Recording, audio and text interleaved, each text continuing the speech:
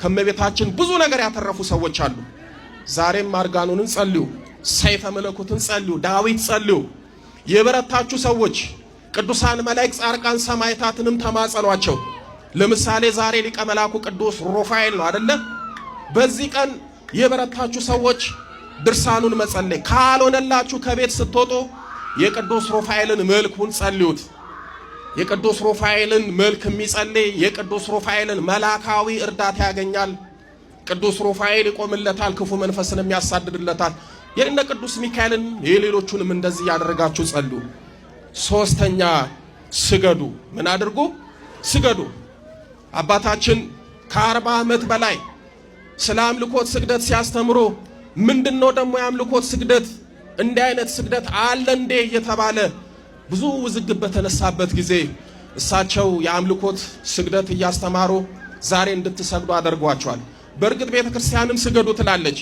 ነገር ግን ጧት ማታ ልክ ጸሎት እንደምትጸልዩት ሁሉ እየሰገዳችሁ ጉልበታችሁን ወዛችሁን መስዋዕት አድርጋችሁ አቅርቡ እያሉ ብዙ ዓመት አስተምሯል። ስለዚህ የበረታችሁ ስገዱ። ነቢየ እግዚአብሔር ቅዱስ ዳዊት በመዝሙር 96 ቁጥር 9 ላይ በቅድስናው ስፍራ በሉ እስኪ፣ በቅድስናው ስፍራ ለእግዚአብሔር ስገዱ። ለማን ስገዱ? ለእግዚአብሔር። የቅድስና ስፍራ የተባለው ቤተክርስቲያን ነው።